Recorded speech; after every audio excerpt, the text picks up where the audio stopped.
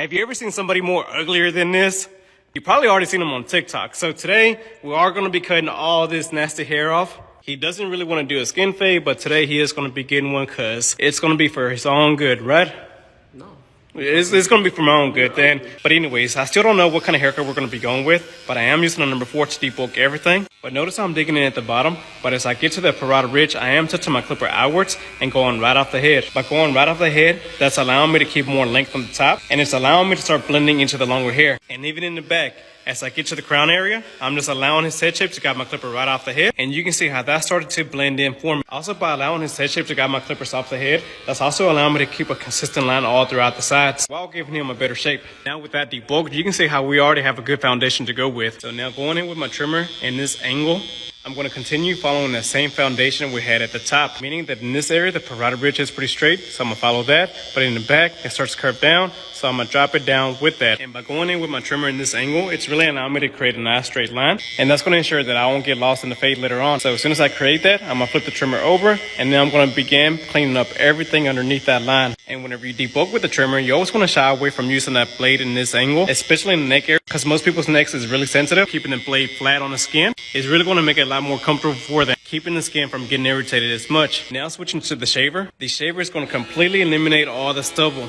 Don't be intimidated by using a shaver. You can apply light by firm pressure, and it's not really going to hurt them. I love using both of the pulls to really be able to cover more of an area. But as I get close to the trimmer line that I created, I'm simply going to flip it over and only use one of the pulls to stop about a 1/4 inch away from the initial trimmer guideline. And that's going to create a subsection right underneath that line. So now all I have to do is go back up to the line and just go with the grain. And that's going to completely fade out that shaver line. And y'all ignore that little squiggly line. He was moving a lot. But anyways, it's not my fault. It's his fault. But anyways, that line's going to be faded out anyway, so it doesn't really matter. So now going in with my lever all the way open, that's going to allow the top blade to extend away from the bottom blade so that I can dig in and create a section right above that first initial guideline. Notice how I made the back part of the section a lot wider than I did in the front. The reason for that is that the back of the hair is always the most dense and darkest. So in order to make the whole thing match up, you have to spread out the fade a little bit more towards the back. And that way now I can go back in with my lever and close it all the way. That way I can begin at the very bottom of the line, going about a 1/4 inch higher than the initial first guideline that I set in. And every time that I go into the line, I'm going to be opening the lever 1 notch at a time, going up a little bit higher within that section. Also notice how I'm not completely using the full blade flat like this. I'm simply tilting it out and only using a corner of it now to really be able to work in one specific area. But as I mentioned, I am opening the lever a little bit at a time as I work my way up within that section until my lever is all the way open. And I should be at the top of that section where I initially began with. And that really allowed me to fade out the bottom line and also create gradiency within that section. So now I'm going to continue working in small sections like that all throughout the side. That way I don't get as overwhelmed. But something I cannot show you as I'm recording, so I have one hand occupied, is that his skin is actually pretty loose. Not in a bad way, bro, but it is pretty loose. It's not tight.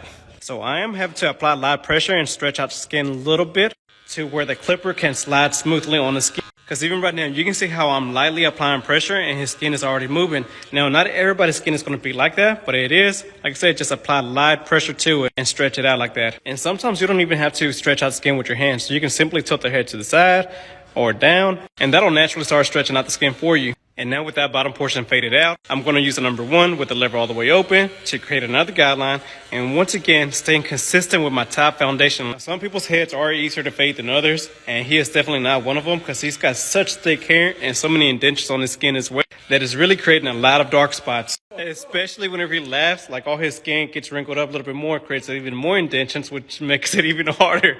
That's why you got to tell him something sad so that way his facial expression can relax a little bit more and tighten up. Your goldfish died. Good.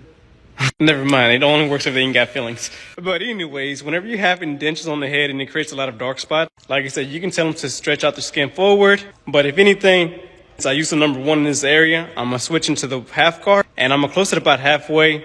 And I'm just going to point cut into those darker areas because the main objective now is to make the dark areas blend into the light spot. And by point cutting into the dark areas, you can see how this whole section matches up now. So now all we have to do is fade into the number 4, which is what we begin with, So I'm no longer going to be digging in with my guards like this because I'm trying to keep more length. So I'm going to be tilting it out. And with the number 2, I'm slightly going to be going up a little bit higher by not going all the way off the head. Because like I said, all we're trying to do now is blend into the number 4 using the corner of this guard to really be able to create that curved shape and just kind of graze the hair. And of course, to really connect everything together, the number 3 is going to do the job. And just like that, everything fades into the top smoothly. And since we followed the head shape, everything connects all the way to the other side evenly as well. And that also really allowed the fade to contour to the head shape a lot better, while allowing us to keep the length on the top to really be able to give more texture and just an overall better look than what he had going on. Cause now he's still looking a little ugly, but I mean, it changed a little bit, right? I don't want to come here and get your haircut. You don't want to come here? They don't want to come here. I love coming to see you. But they don't want to come here? Yeah, You just don't want to share the chair, huh?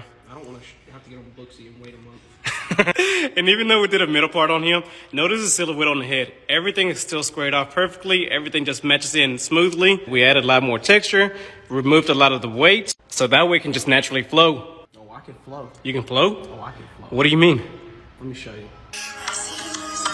It's gonna be on me like, what you talking like? You gotta please hit a 4 plus it 1, 2, and 4 got back at me at 3. And money ain't the issue. I'm a fucking fiend. Abuse ain't the solution, but I think it's what I need.